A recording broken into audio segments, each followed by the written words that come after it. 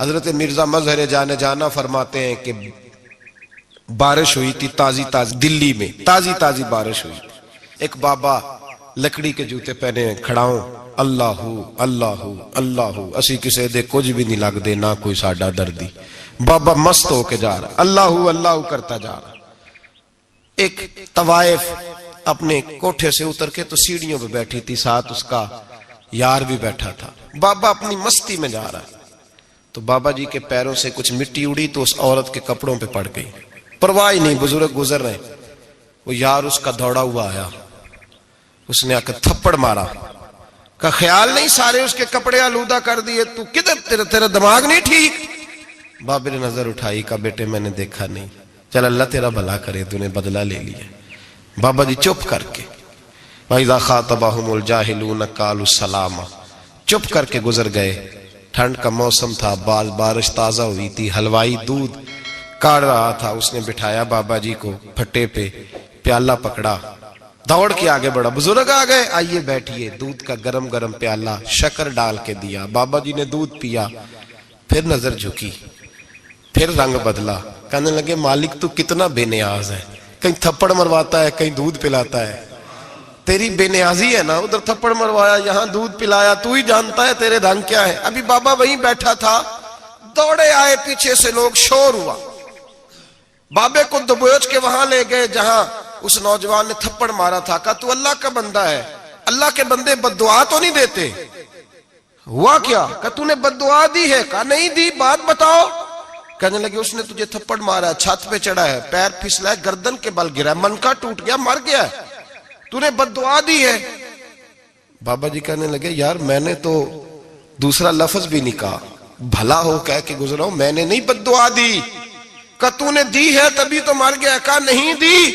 کہا بابا تو بزرگ آدمی ہے، سچ بول۔ تو بابا جی کہنے لگے سچ سنو، پھر میں آ رہا تھا، میرے پیروں سے مٹی اڑی، اس کے یار کے کپڑوں پہ پڑی، اسے برا لگا، اس نے مجھے مارا، جب اس نے مجھے مارا تو میں کوئی لاوارث تو نہیں تھا، جب اس نے مجھے مارا تو میں کوئی لاوارث تو نہیں تھا، مجھے دشمنوں نہ چھیڑو، میرا ہے کوئی جہاں میں ابھی پکار لوں گا، نہیں دور ہے مدینہ، اس نے مجھے مارا تو میں کوئی لاوارث تھا کہ میرا بدلہ کوئی نہ لیتا، اس نے مجھے مارا ہے تو میرے یار کو برا لگا ہے تو اس نے اسے مار دیا ہے، میری تو غلطی کوئی نہیں، یاروں کا جھگڑا ہے، یہ تو دوستوں کا جھگڑا ہے، یہ تو یاروں کا جھگڑا ہے، کوئی غلطی نہیں میری، کوئی غلطی نہیں، خش خش جنہ قدر نہیں میرا، اے میرے صاحب نو وڈیاں، میں تے گلیاں دا روڑا کوڑا، میں گلیاں دا روڑا کوڑا، میں نو محل چڑھایا ہے سائیاں، میں نو محل چڑھایا ہے سائیاں۔ فرمایا اس نے مجھے لاوارث سمجھا تھا کہ تھپڑ مار کے گزر جائے، میرا کو پوچھے گا ہی نہیں۔ میرے رسول پاک علیہ السلام کے بارے میں رب فرماتا ہے ابھی میں تو تیرے ہوتے ہوئے کافر کو سزا نہیں دیتا کہ تو موجود ہے۔ یاد رکھیں حضرت فضیل بن عیاض فرماتے ہیں ایک جوان تھا، مسجد میں آیا، لوگوں سے کہنے لگا روٹی کھلاؤ، کسی نے توجہ نہ کی، اس نے کہا میں رب بتانے والا ہوں، میری طرف دیکھو تو صحیح، کسی شخص نے خیال ہی نہ کیا۔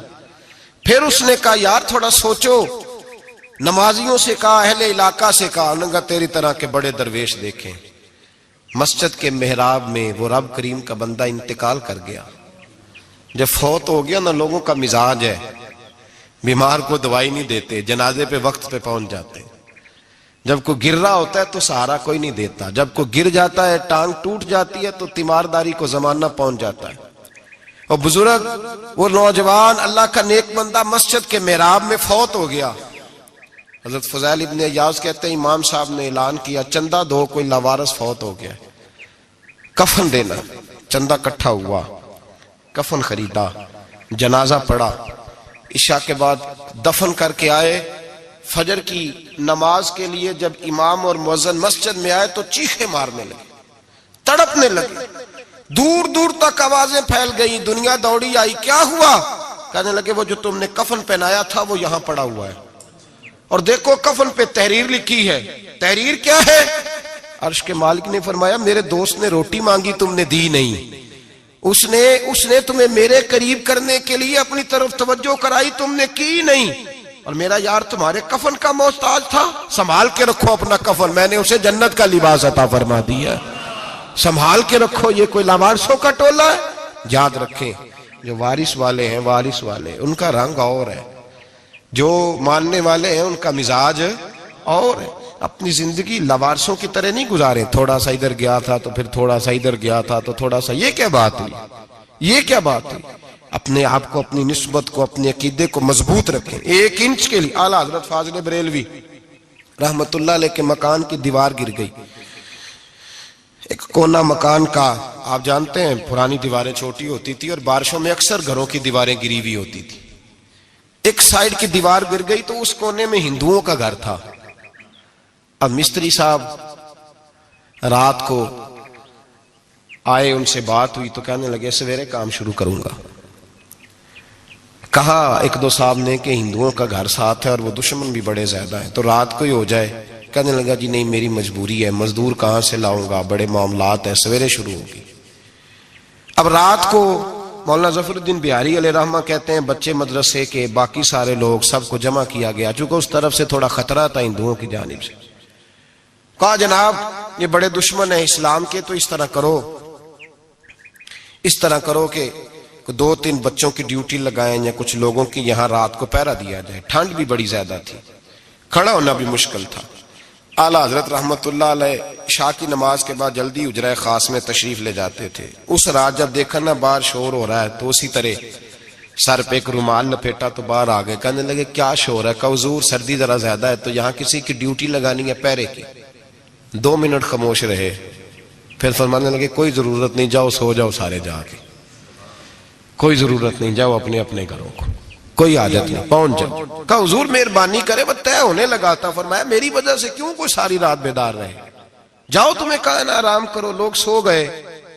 صبح فجر کی نماز پڑھ کے اعلیٰ حضرت رحمت اللہ تعالی علیہ جب سیڑھیاں اتر رہے تھے رضا مسجد کی، تو وہ جس ہندو کی جانب سے زیادہ خطرہ تھا وہ سیڑھیوں پہ بیٹھا تھا، مسجد کی سیڑھیوں پہ۔ سب لوگوں کی توجہ ہو گئی، کہنے لگا مولانا میں کلمہ پڑھنے آیا ہوں، مجھے کلمہ پڑھا کے مسلمان کر دو، میں کلمہ پڑھنے آیا ہوں، مسلمان کریں۔ لوگوں کی توجہ، اعلیٰ فرمانے لگے نہیں ابھی تو انتظار کر، تھوڑی دیر کے اچھی طرح سوچ لے، جذباتی فیصلہ نہ کر کہ تو آ رہا ہے۔ یہ کہہ کے جب 2 سیڑھیاں نیچے اترے اس کے پاس سے تو اس نے پیر تھام لیے، کہنے لگا اب ایسے تو نہ کرو، رونے لگا۔ اعلیٰ حضرت رحمت اللہ نے کلمہ پڑھایا، کچھ باتوں کی نصیحت فرمائی، تشریف لے گئے۔ گھیرنے والے گھیر کے بیٹھ گئے، کہنے لگے ہمیں بھی بتا بدلہ کیسے ہے۔ کہنے لگا دیوار گر گئی، آدھی رات کے وقت، آدھی رات تک انتظار کرتا رہا، پہرے دار کوئی نہیں، تو 2 تلواریں لے کر جب میں ان کے مکان کی جانب بڑھا، میں نے کہا آج گردن کاٹوں گا اور کاٹ کر کے نکلوں گا۔ کہتا ہے جب میں قریب آیا تو 2 شیر کھڑے تھے، اوپر سے پلٹ کے آیا تو پھر کھڑے تھے، ادھر سے پلٹ کے آیا تو پھر کھڑے تھے۔ فرماتے ہیں میں 2 گھنٹے کے بعد آیا تو پھر پلٹ کے کھڑے تھے، میں پھر 1 گھنٹے کے بعد آیا، سحری کا وقت ہو گیا تو پھر پلٹ کے کھڑے تھے، اب میں ڈر کے بھاگا۔ کہتے ہیں فاضل بریلوی نے اپنی کھڑکی سے منہ باہر نکالا، کہنے لگے اور کتنا تجربہ کرے گا، مجھے تو لاوارث سمجھتا ہے، لاوارث ہوں میں، اور کتنا تجربہ کرے گا، بس کر مان جا۔ میں نے کہا حضور یہ کون ہے، مجھے بتائیے تو صحیح یہ کون ہے۔ تو کہنے لگے میں نے ساری زندگی رسول اللہ کی عظمت کا دفاع کیا ہے، ساری زندگی غوث اعظم کے نعرے لگائے ہیں، ابھی تو یہ مدد صرف غوث پاک جیلانی کی بھیجی ہوئی ہے، ابھی تو غوث اعظم کی بھیجی ہوئی مدد ہے، مولا علی ابھی پیچھے ہیں، 2 جہاں کے محبوب ابھی اس سے پیچھے ہیں، وہ تو ابھی پیچھے ہیں، پیچھے کھڑے ہیں کہ ضرورت پڑی تو ہم بھی تیار بیٹھے ہیں۔ او بھائی آج رواج ہو گیا، رواج، میں نے 2-4 دن پہلے بھی کہا تھا، لوگ کہتے ہیں نہیں کوئی نہیں ضرورت، سامنے سارا کچھ نظر آ رہا ہے۔ او خدا کے بندو یاد رکھو، نسبت ہے بڑی چیز، جانے تگو دو میں، اگر کسی کو نسبت میسر آ گئی نا، نسبت، خالی دامن ہی مل گیا، تیرے ہاتھ میں کچھ ہے تو ہونی چاہیے نا، خالی دامن ہی تجھے کسی کا میسر آ گیا تو بچ گیا۔ اپنی نسبتوں کی حفاظت کریں، ان کو مضبوط کریں، ان پر محنت کریں، ان پر توجہ رکھیں۔ یہ نسبت جو ہوتی ہے نا، نسبت، یہ دیکھیں نا ایک گتا ہے، عام کتاب کو لگا ہوا ہے تو جہاں مرضی رکھ دو، اس کی کوئی قدر نہیں، لیکن جو گتا قرآن مجید کو لگ گیا ہے اس کو بغیر وضو چھونا جائز ہے۔ ایک پٹھے پہ اینٹ بنی ہے، جو باتھ روم میں لگ گئی وہاں بغیر جوتے کے جایا نہیں جا سکتا، اور جو مسجد میں لگ گئی وہاں جوتے پہن کے جایا نہیں جا سکتا.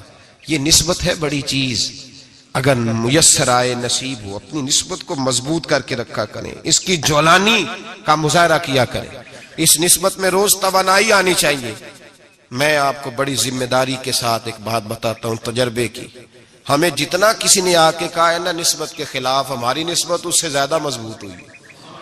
ہمیں جتنا کسی نے آ کے کہا ہے نا جی آپ کو کیا ملا, آپ کو کیا ملا, تو ہم نے اتنا کہا یار جیسے جیسے تو کہتا جاتا ہے ہماری تو نسبت میں اضافہ ہوتا جاتا ہے, ہمارا تو مزاج بدلتا جاتا ہے. روز ایک نیا پردہ کھلتا ہے, روز ایک نیا رنگ واضح ہوتا ہے, روز ایک نئی توانائی. ابھی تھوڑے دن کی بات ہے, ایک مولانا شرف الدین صاحب ہے, مفتی صاحب, میرے حضرت صاحب کے مرید ہوئے.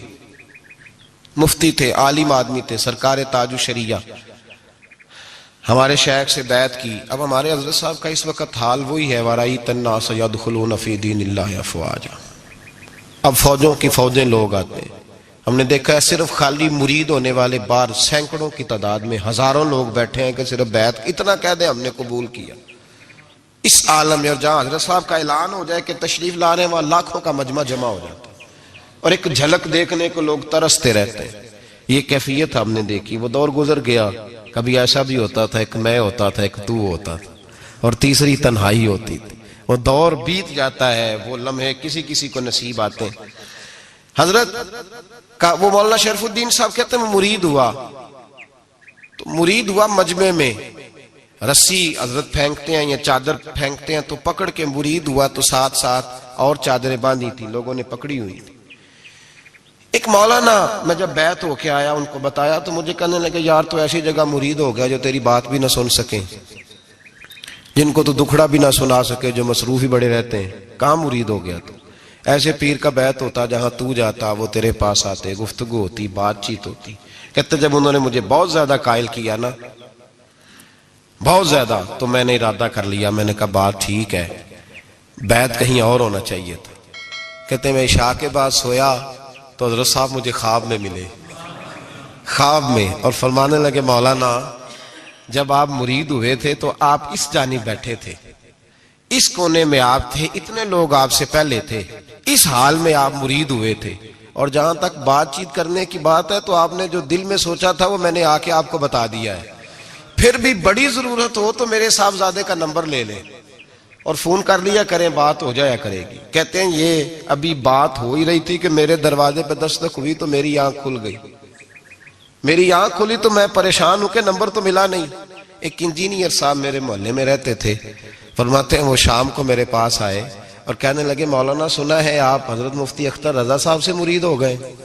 میں نے کہا ہاں, تو کہنے لگے میں ان کے مدرسے میں کام کر کے آئے ہوں, میرے پاس ان کے بیٹے کا نمبر ہے, چاہیے آپ کو, نمبر ہے چاہیے. کہتے ہیں نمبر مجھے وہ شام کو گھر آ کے دے گئے. اب جب میں آستانہ نور پہ بریلی شریف ملنے کے لیے حاضر ہوا تو میرے دل میں خیال آیا, جب میں اندر گیا نا تو میرے دل میں خیال آیا حضور خواب جو آئی تھی اتنی بھی جلدی کیا ہے, ذرا ٹھہر جائیے, آپ ملے جو تھے تو صاحب نمبر بھی دے ہی جاتے. میرے دل میں خیال آیا تو السلام علیکم کے بعد حضرت کہنے لگے مولانا مجھے تو جلدی کوئی نہیں تھی, آپ کے دروازے پہ دستک ہو گئی تھی, مجھے تو کوئی جلدی نہیں تھی, آپ کا دروازہ بجنے لگا تھا, مجھے تو جلدی کوئی نہیں تھی لوٹنے کی. ہر مشکل دی کنجی یارو ہاتھ مرداں دے آئی, اور مرد نظر کرے جس ویلے مشکل رہے نہ کائی. بس لوگوں یہ یاد رکھو اور اس پہ عمل کرو, اپنی نسبتوں کو مضبوط کریں. ہمارا تو جیسے دن کا اجالا چمکتا ہے نا, چمکتا ہے دل کا اجالا, جیسے نیا دن چڑھتا ہے ہمارے لیے تو ایک نئی روشنی لے کے آتا ہے. اپنے آپ کو بیدار رکھیں. سورج اگر باہر پورا نکل آئے نا تو جو آدمی آنکھیں زور سے بند کر لے اسے کوئی شے نظر نہیں آتی. پورا سورج نکلا ہوا بھی ہو, سورج اسے نظر آئے گا جس کی اپنی آنکھیں بھی کھلی ہوں گی. تو آنکھیں نہیں کھول رہے, تو آنکھیں نہیں کھول رہے, آنکھیں, یہ شکوہ آنکھیں نہ کھولنے کا ہے, آنکھیں نہیں کھول رہے تو سورج کیسے نظر آئے گا. بات ذرا سخت ہے پر چلو آپ میرے عزیز ہیں, کر جاتا ہوں. ملا رومی رحمت اللہ تعالی علیہ فرماتے مجھ سے ایک شخص نے کہا کہ نبی پاک صلی اللہ تعالی علیہ وسلم اگر سراجم منیرہ ہے تو نظر کیوں نہیں آتے؟ تو میں نے کہا الو اگر آنکھیں بند کر لے تو اسے کوئی شے نظر نہیں آتی, آنکھیں بند کر لے تو اسے کوئی شے نظر, تو آنکھیں تو کھولنا, آنکھیں کھول. یہاں میں اپنے کمرے میں یوں پردہ آگے کر کے لائٹ بند کر کے باہر شور مچاؤں, سورج کوئی نہیں تو مجھے کوئی بندہ کہے گا پاگل, اس طرح کر, باہر نکل, ادھر آ تجھے دکھاؤں سورج ہے کہ نہیں، تیری تو اپنی آنکھیں بند ہے۔ اقبال کہتے ہیں دل بینا بھی کر خدا سے طلب، آنکھ کا نور دل کا نور نہیں، اندر کی آنکھیں کھول، اندر اتنا اندھیرا ہے تو باہر کیسے نظر آئے گا؟ تو لوگ آنکھ ہی نہیں کھولتے، دائیں بائیں دیکھتے رہتے ہیں۔ نسبت کو مضبوط کریں۔ رب تو فرماتا ہے حبیب تو موجود ہے تو میں کافر کو بھی عذاب نہیں دیتا۔ اب یہاں خالص نسبت کا بیان ہے، خالص۔ یہ نہیں فرمایا کہ حبیب ان کے عمل اچھے ہیں تو میں عذاب نہیں دیتا، یہ نہیں فرمایا کہ حبیب یہاں خانہ کعبہ ہے تو میں عذاب نہیں دیتا۔ نسبت کی بات فرمائی، نسبت کی۔ یہ نہیں فرمایا کہ حبیب یہاں روز طواف ہوتا ہے تو عذاب نہیں دیتا، یہاں تلاوت ہوتی ہے تو فرمایا حبیب تو ہے اس لیے میں انہیں عذاب۔ مدینے میں کبھی زلزلہ نہیں آیا، پتہ ہے آپ کو؟ اس لیے نہیں آیا کہ وہاں میرے مصطفیٰ کا گنبد خضرا ہے۔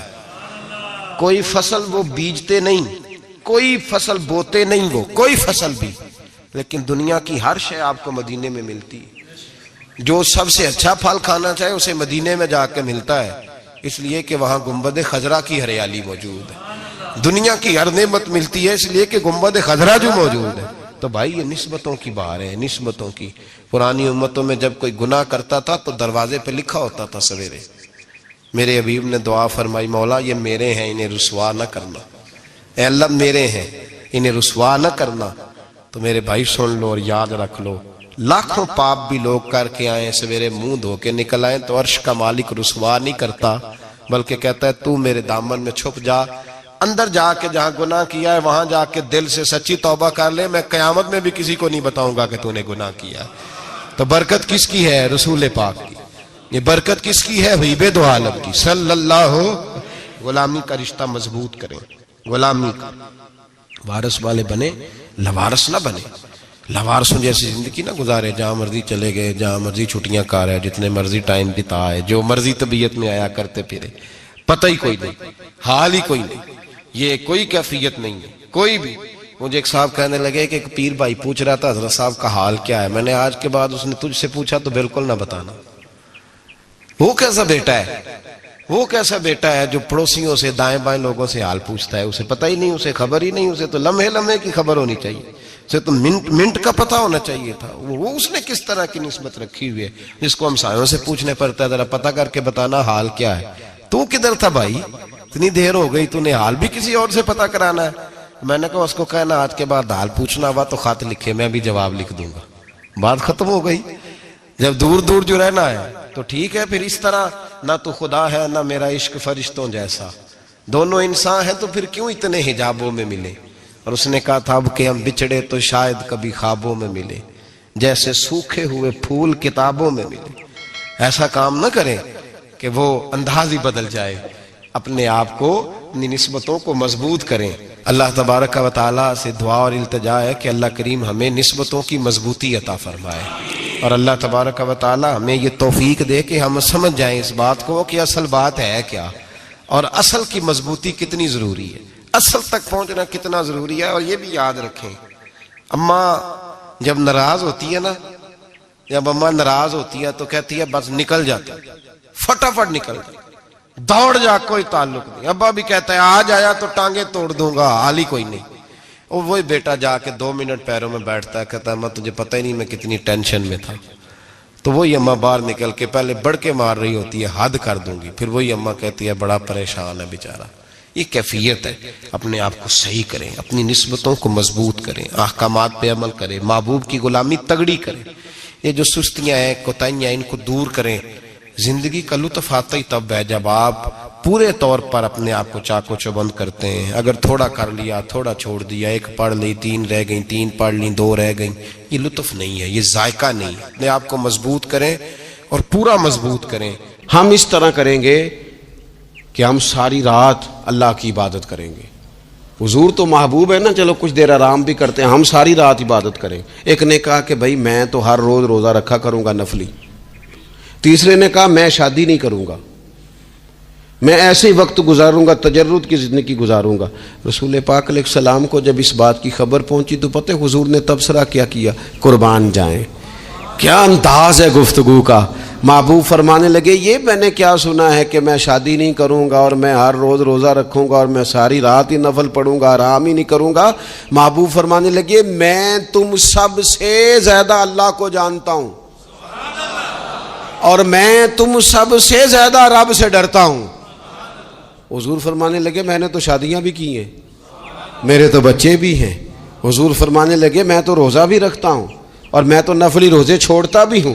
محبوب کریم علیہ الصلوۃ والسلام فرمانے لگے میں تو رات کو عبادت بھی کرتا ہوں اور آرام بھی کرتا ہوں۔ اللہ کے رسول صلی اللہ تعالیٰ علیہ وسلم ارشاد فرماتے فرماتے بات کہاں تک لے گئے؟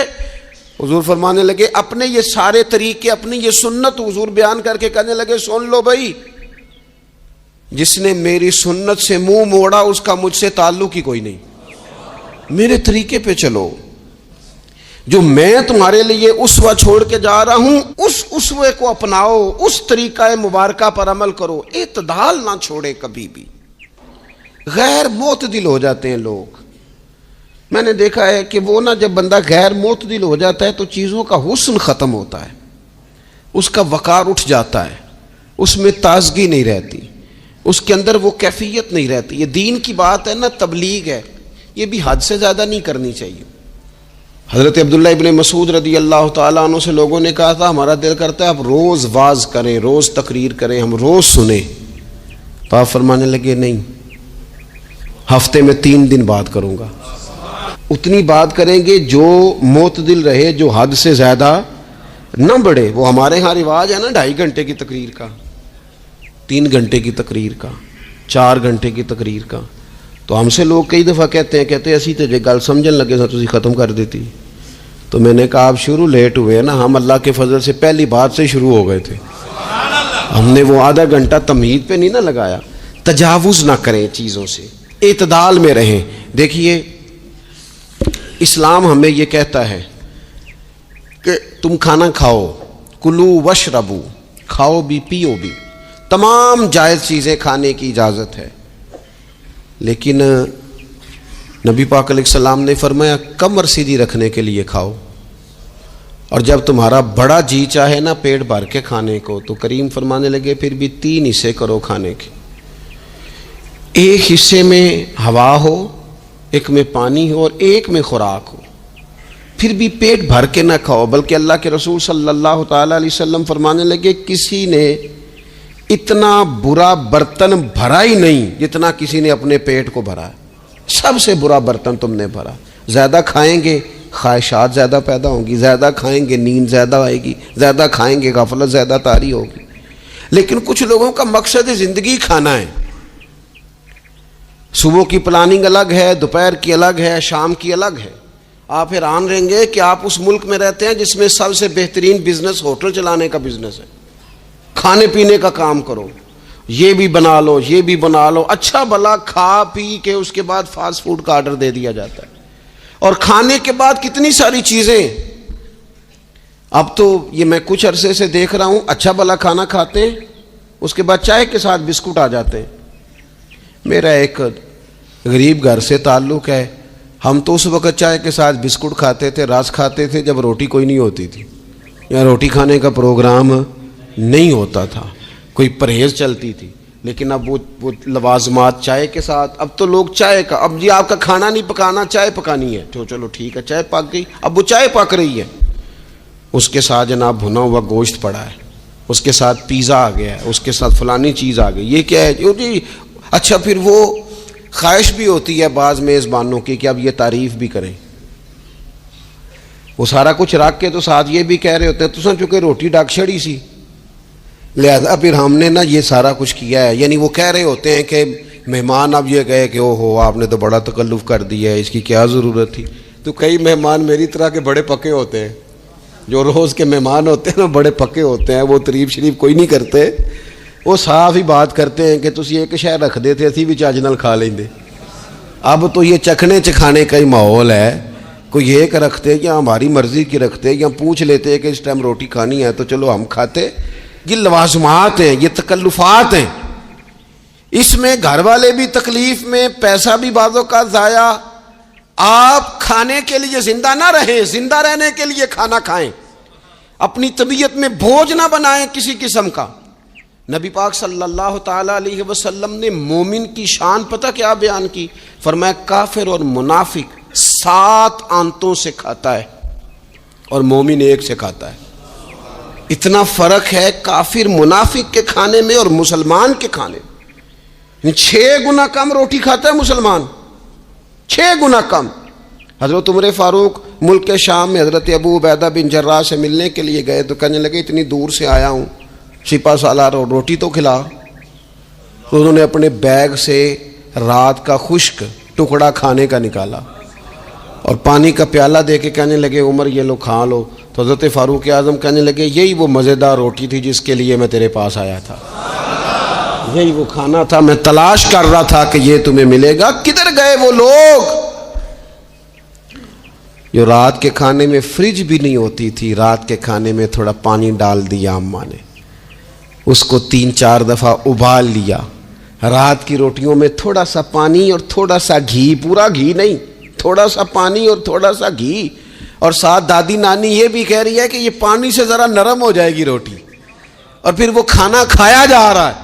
اس کے اندر نہ تو ڈاکٹر آپ کو یہ کہہ رہا ہے کہ یہ نقصان کا باعث ہے، نہ معدے پہ بوجھ بن رہا ہے، نہ اس کے لیے پھر بھائیوں کو جا کے پردیس کاٹنا پڑ رہا ہے، نہ باپ کو کئی قسم کی نوکریاں کرنی پڑ رہی ہیں.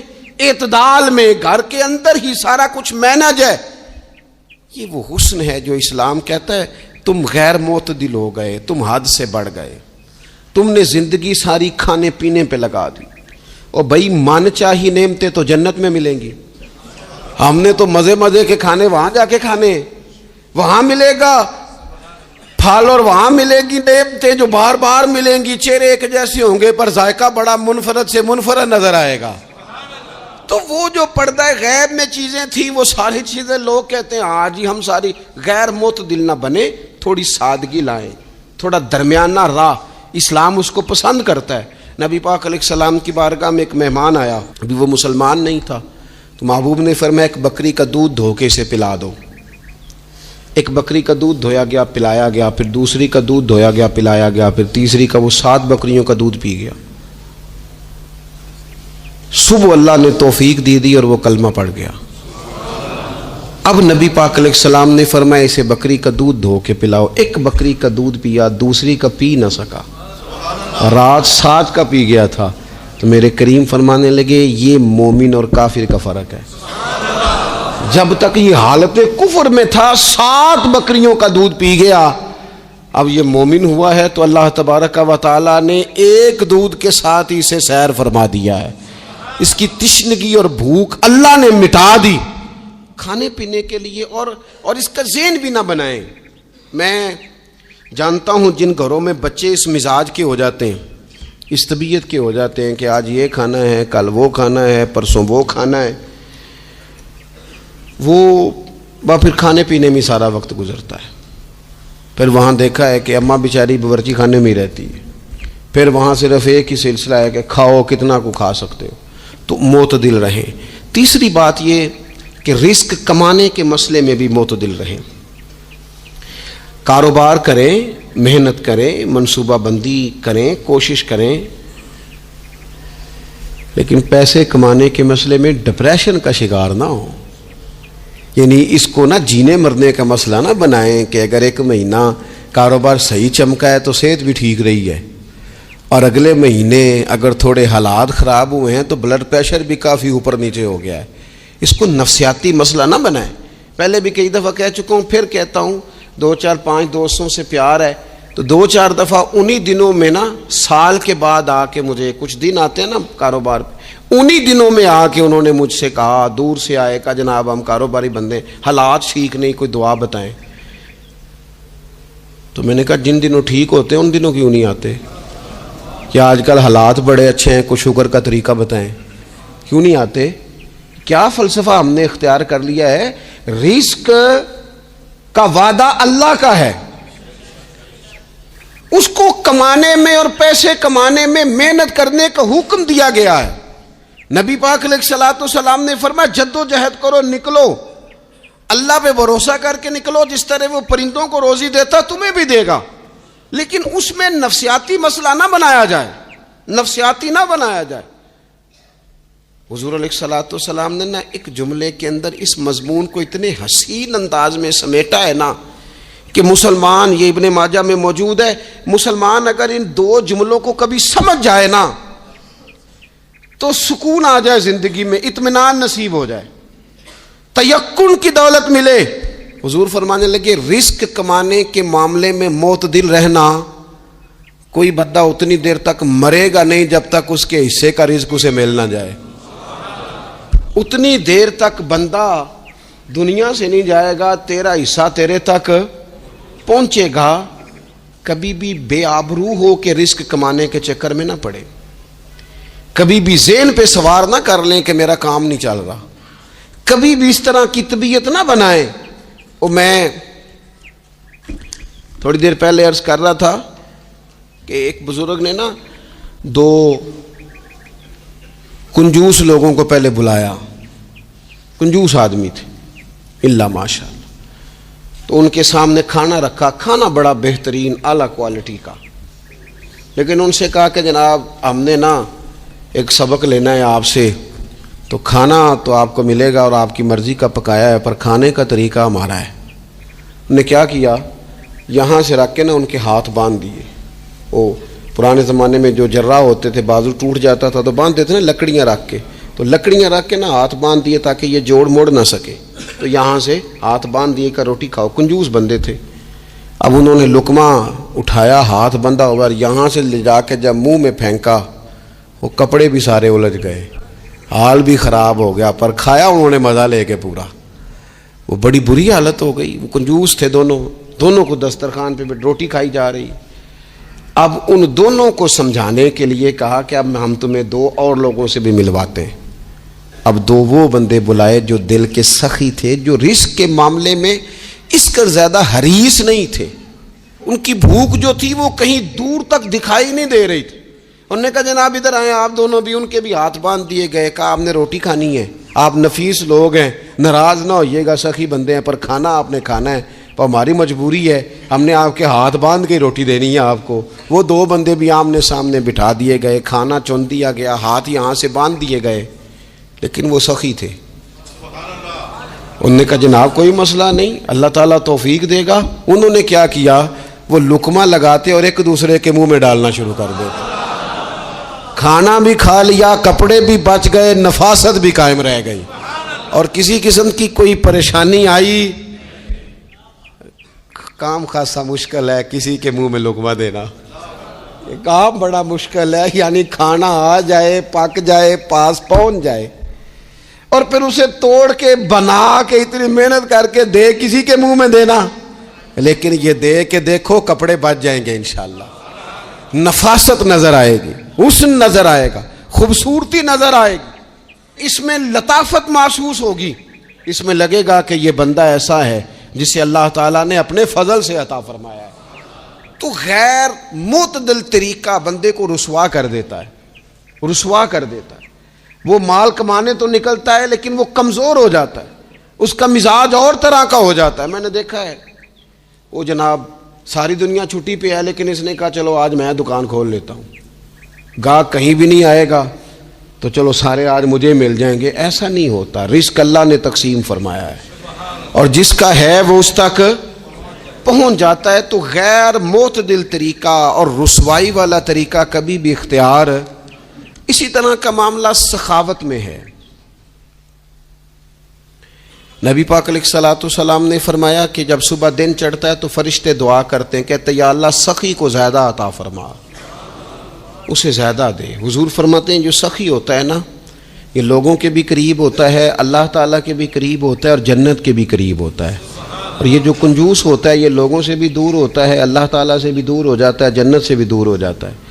سخاوت بڑی اعلیٰ چیز ہے، لیکن اس میں بھی معتدل رہنے کا کہا گیا ہے۔ معتدل، کچھ لوگ ایسے ہیں جو سخی نہیں ہوتے، یہ میں کوشش کروں گا تشریح آپ کے ذہن کے مطابق کر لوں۔ سخی مزاجن سخی، لیکن اگر کبھی چڑ جائے نا، وہ جتنے مرضی پیسے لے لو ان سے، مزاج میں سخاوت نہیں، لیکن اگر طبیعت ہے اس طرح کی کہ اگر ان کا ذہن آ گیا نا، کبھی کہیں کسی نے تعریف کر دی ہے، پوری خوشامد اس نے کر لی ہے، تو پھر تو جناب ساری جیب بھی آپ خالی کرا دیں. یہ مزاج کی سخاوت نہیں ہے.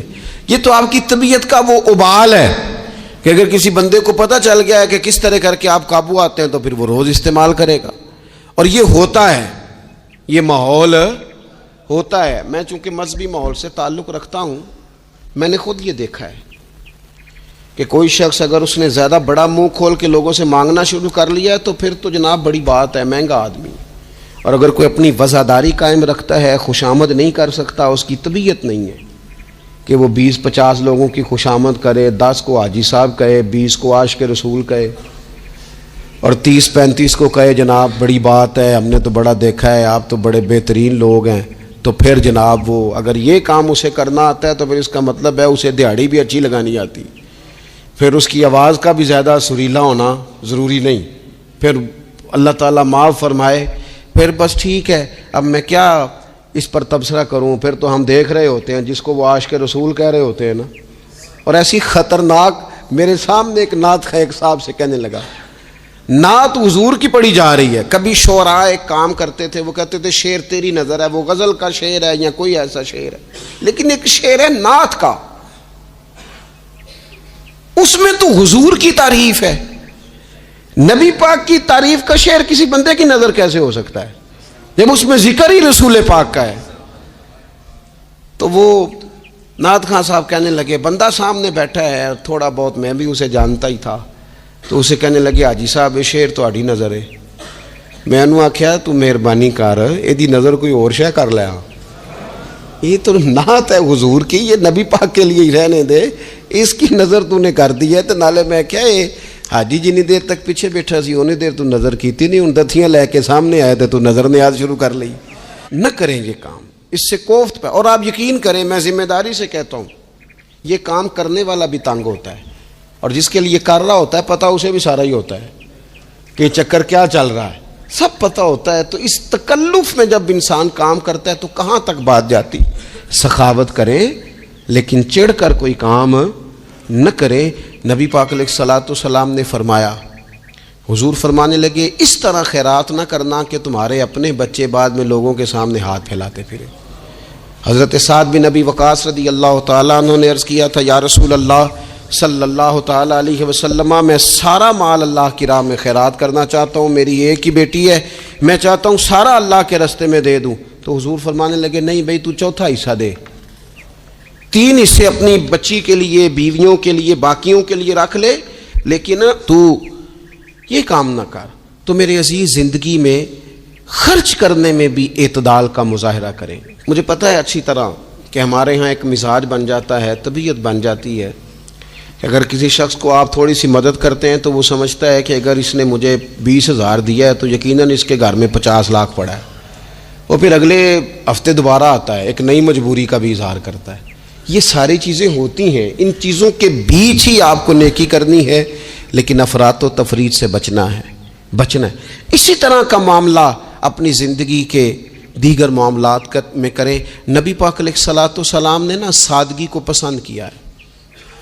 حضور سادگی کو پسند کرتے, کھانے کے معاملے میں بھی اور کپڑوں کے معاملے میں بھی, لیکن اچھا لباس پہننے کی اجازت دیتے. حضور علیہ الصلوۃ والسلام نے ایک موقع پر ارشاد فرمایا کہ اگر کسی بندے کے پاس گنجائش ہے تو اسے اجازت ہے کہ 2 جوڑے کپڑوں کے کام کاج کے لیے رکھ لے, 2 جوڑے جمعے کے لیے رکھ لے. اور نبی پاک صلی اللہ تعالیٰ علیہ وسلم نے ایک شخص کو دیکھا جو مالدار تھا, لیکن اس کے کپڑے پھٹے پرانے تھے, لباس پرا گندا تھا, بال بکھرے ہوئے تھے. تو اللہ کے محبوب علیہ السلام نے فرمایا, تیرے اوپر اللہ کا فضل ہے, اور رب جب فضل کرے تو پھر اللہ فضل دیکھنا پسند بھی فرماتا ہے. فرمایا تو اچھا لباس پہن, حرج کوئی نہیں, لیکن اپنا رسول پاک علیہ السلام کا طریقہ مبارکہ یہی تھا کہ سیدہ عائشہ صدیقہ فرماتی ہیں کہ یہ وہ لنگی مبارک ہے اور یہ وہ پیوند والا کرتا مبارک ہے, اسی میں محبوب نے اپنی جان اپنے رب کریم کی بارگاہ میں پیش کر دی. اور فرماتی ہیں کتنے کتنے دن گزرے کہ رسول پاک علیہ الصلوۃ والسلام نے کھانا تناول نہیں فرمایا, کتنے کتنے دن گزرے. میں اس ساری بات کو اگر سمیٹوں نا تو میں یہ نوجوان اگر میری بات پر غور کریں تو اسلام کہتا ہے حضور خود کنگھی بھی فرماتے تھے, تیل بھی لگاتے تھے, इमामा भी बांधते थे, सुरमा भी पहनते थे, सादा लिबास पहनते थे, लेकिन साफ सुथरा। इस्लाम आराइश की इजाजत देता है, जीनत की इजाजत देता है। आप कंघा करें, तेल लगाएं, खुशबू लगाएं, सुरमा लगाएं, साफ लिबास पहने, कपड़े धुले हुए पहने। हुजूर ने हुक्मन कहा, ताकीदन कहा कि जुमे वाले दिन नहा के मस्जिद में आया करो। इस्लाम आराइश की इजाजत देता है, बस नुमाइश से मना करता है। दिखावा ना करो, नुमाइश ना करो। ये ना कहो कि मैंने इतने लाख का पहनना है, जरा लाख पता जाए लोगों को। ये ना मिजाज बनाओ कि ओहो ये तो मैंने जनाब पिछले हफ्ते भी पहना था, ये तो मैंने मंगनी वाले दिन भी पहना था, निकाह वाले। ये नुमाइश है, नुमाइश से इस्लाम मना करता है। अल्लाह के प्यारे रसूल सल्लल्लाहु ताला अलैहि वसल्लम ने फरमाया, जिसने दुनिया में शोहरत का लिबास पहना, इस तरह का लिबास पहनना चाहा, इस तरह के कपड़े ज़ेब तन करना चाहे जिससे महसूस हो कि मैं एक बड़ा आदमी हूं, मैं मालदार आदमी, जिसने दुनिया के अंदर शोहरत का लिबास पहना, अल्लाह क़यामत के दिन उसे जिल्लत का लिबास पहनाएगा। ये मोतदिल क्यों नहीं रहा? इसने क्यों हद से तजावुज़ किया? इसको इस तरह नहीं करना चाहिए था। रसूल रहमत सल्लल्लाहु ताला अलैहि वसल्लम ने हमें जिस चीज़ की इजाज़त दी है वो काम हम कर सकते हैं, और जिससे नबी पाक अलैहिस्सलातु वस्सलाम ने हमें रोका है उस काम से हमने बचना है। एक और बात भी ख़ास और बिलखुसूस नौजवानों से करनी है, वो ख़ास जिस तरह खाने पीने में मोतदिल रहें, कमाई करने में मोतदिल रहें, खर्च करने में एतदाल का मुजाहरा करें, लिबास में एतदाल का मुजाहरा करें, इसी तरह ना ये आराम करने में भी ज़रा मोतदिल रहें। बहुत ज़्यादा आराम करने लग गई है नई नस्ल। अल्लाहुम्मा सल्ली अला सय्यिदिना व मौलाना मुहम्मदिन बिक़दरि हुस्निही व जमालिही व जूदिही व नवालिही व सहबिही व आलिही। अल्लाहुम्मा सल्ली अला सय्यिदिना व मौलाना मुहम्मदिन मादनिल जूद वल करम व आलिही व सहबिही व बारिक व सल्लिम या अरहमर राहिमीन, या अरहमर राहिमीन, या कादी अल हाजात, या मुजीबुद दावात, या हल्लाल अल मुश्किलात, या दाफ़ि अल बलियात, या मुसब्बिब अल असबाब, या कादी अल हाजात, या रहमान या अल्लाह, या करीम या अल्लाह, या सत्तारु या अल्लाह, या गफ़ारु या अल्लाह, या करीमु या अल्लाह, या अजीज़ो या अल्लाह, या सत्तारो या अल्लाह। ए हमारे परवरदिगार, 10 साल पूरे हो गए, खुदावंदा एक छोटा सा पैगाम था, तूने फजल फरमा दिया। ऐ अल्लाह, हम पलट कर जब देखते हैं तो 1% भी हम इस काबिल नहीं कि तेरे दीन की कोई बात कर सकें, कोई पैगाम दे सकें। अल्लाह, कई सालों से ये दोस्त सुबह की नींद छोड़ के यहाँ हाजिर होते रहे, माएँ बहनें बच्चियाँ बूढ़े बच्चे। ऐ अल्लाह, बंदोबस्त करने वाले सबसे पहले आते रहे। खुदावंदा, तेरे कुरान मजीद को पढ़ा है, हम कमज़ोर थे, बस तेरी दी हुई तौफीक से पढ़ा है। खुदावंदा, इनमें से एक बात भी तुझे पसंद आई है तो हमें माफ़ फरमा दे, हमसे दरगुजर फरमा, हमारे हाल पे रहमत फरमा। रमज़ान आया था फिर बीत रहा है, अल्लाह हमारी कमज़ोरियाँ, हमारी कोताहियाँ फिर एक दफ़ा पेश नज़र हैं। ऐ अर्श व फर्श के मालिक, बुरे ज़रूर हैं, कमज़ोर ज़रूर हैं, गुनाहगार ज़रूर हैं, पर तू हमारे दिलों के हाल जानता है, हम तेरे गद्दार नहीं हैं। ऐ अल्लाह, हम सही होना चाहते हैं, हमारी नीयतें भी ठीक हैं, इरादे भी ठीक हैं, अमल में कमज़ोरी है, हम पर एक रहमत की नज़र कर दे, हम पर एक रहमत की नज़र कर दे। ऐ मालिक करीम, एक नज़र करम से देख तो सही, यहाँ गरीब भी बैठे हैं, बूढ़े भी बैठे हैं, मजबूर भी बैठे हैं, कई रो रो के तेरी बारगाह में फरियाद करने वाले बैठे हैं। ऐ अल्लाह, भूल ज़रूर जाते हैं पर बंदे तो तेरे हैं, भटक ज़रूर जाते हैं पर ग़ुलाम तो तेरे महबूब के हैं। हमारे हाल पे रहमत फरमा, अल्लाह हमें माफ़ फरमा दे। अल्लाह हमसे हिसाब ना पूछियो, अल्लाह हमें बग़ैर हिसाब माफ़ फरमा दे, अल्लाह हमें बग़ैर हिसाब के माफ़ फरमा दे। अल्लाह हमसे दरगुजर करना, जब क़यामत के दिन अज़ल का बाज़ार लगे, अल्लाह हमसे दरगुजर फरमाना, हमारी पर्दा पोशी फरमाना। अगर हमें इज़्ज़त दी है तो इज़्ज़तों पे दवाम देना, अल्लाह हमें ज़िल्लतों से महफूज रखना।